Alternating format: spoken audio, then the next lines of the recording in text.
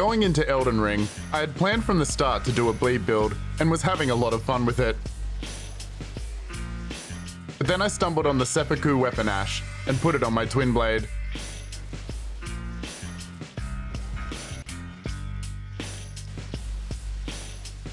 Oh my god. I knew immediately it was doing wondrous things, and soon after I found a talisman which increases my attack power when anything around me bleeds, including myself. I noticed some crazy potential, and then a friend of mine gave me a mask I'd missed in the Mohgwyn Palace area that was similar to the talisman, and we found they stack with each other.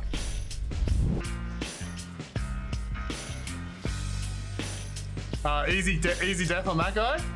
Figuring 2 weapons were better than 1, I switched to the dual Falchions and started doing some insane damage.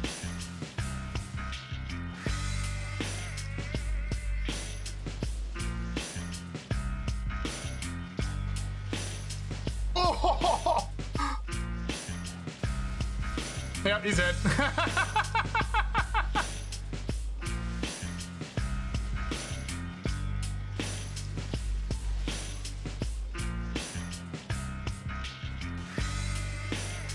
Most of the time, just buffing 1 weapon was enough to demolish anything I touched. Hey man. Who's the Sanguine Noble again? Me?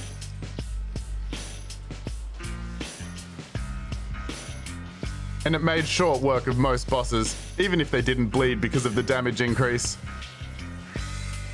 No buff for you!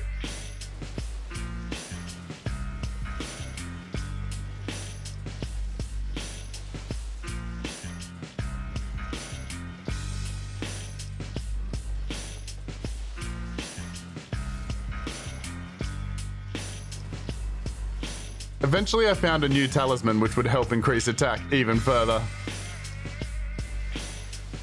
No spamming attacks, only I spam. And tested it out on Melania. I am a bleedy boy.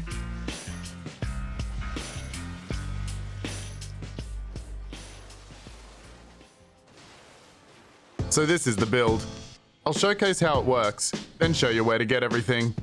It starts with dual weapons. I chose falchions because I had 2 of them, but it's probably best with katanas. Then you add the Seppuku Ash of War to both weapons and set them to blood scaling. This ash adds a lengthy attack and bleed buff to the weapon.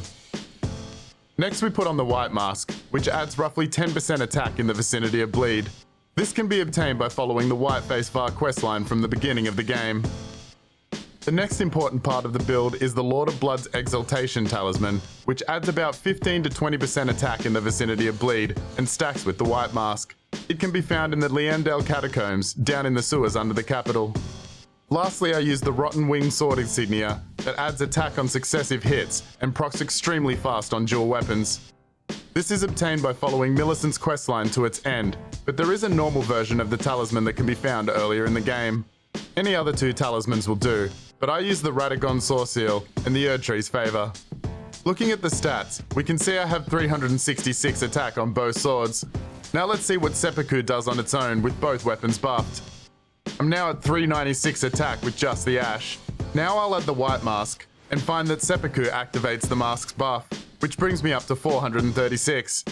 Next I'll put on the Exultation Talisman, and Seppuku activates this also, which puts me all the way up to 523 attack on each weapon.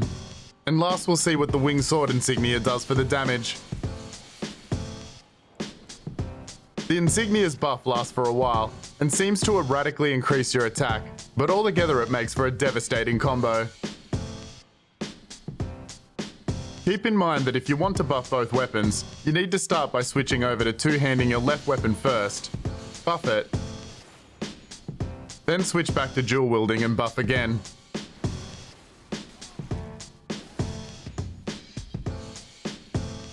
You lose the buff when changing weapons, and 2-handing your left weapon counts as changing from your right. Eventually I got the swords to plus 24, so here's a quick look at the damage now.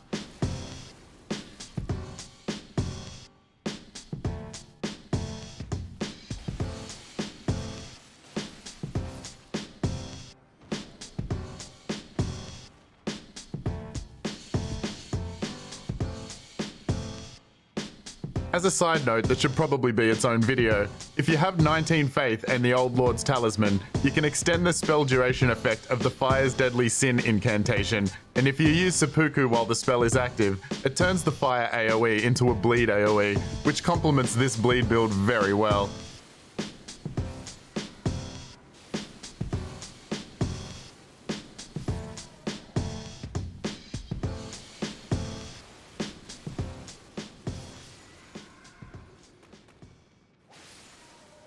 And that's it for the build. I'm not sure if there's anything else in the game that could help, or if I haven't thought about something, but if you have any ideas, let me know in the comments below. There. Here's some quick clips of the damage after I upgraded the weapons.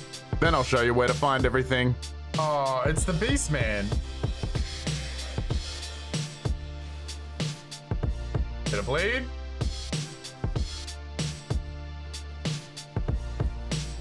I got to the second phase of Clergyman with 2 combos. Huh?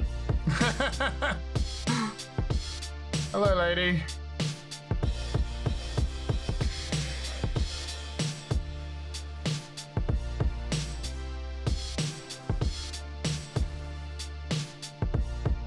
How's it going? One of the classes starts with 2 scimitars, which have the same moveset as the Falchions, and would probably work well. But if you want to farm Falchions, they can be dropped by the demi-humans underneath Kennet Height here.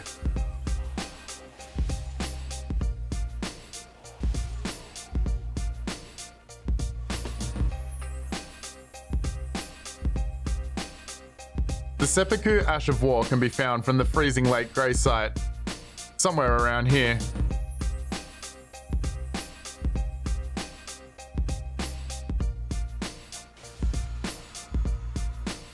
To get the Lord of Blood's Exultation, you'll want to start at the Underground Roadside Grace underneath Lydendell, and follow this path to the Catacombs.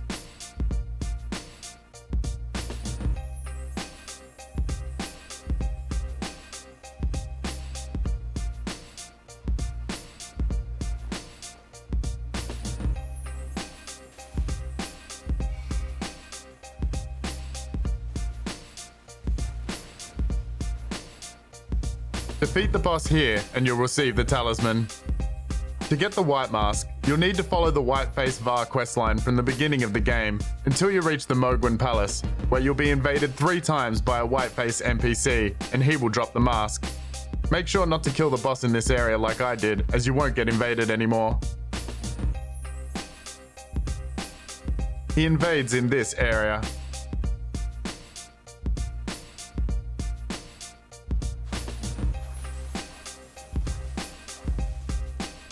The winged sword insignia can be found from this cave just after Stormvale. But if you want the rotten version, you'll have to follow Millicent's questline until you reach this location.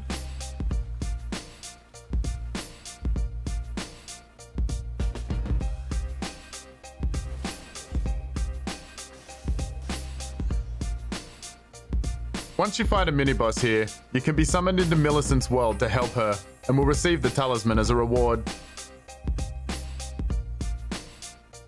If you want the Fire Deadly Sin spell, it can be found in the Windmill Village here.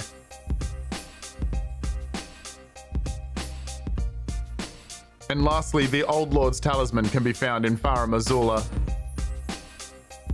in this part of the area. Thanks for watching. Please like and subscribe as it helps me out a lot, and ring the bell so you stay notified. And remember, this is recorded live on Twitch, so come by and let me know what you think. Link is in the description. See you next time.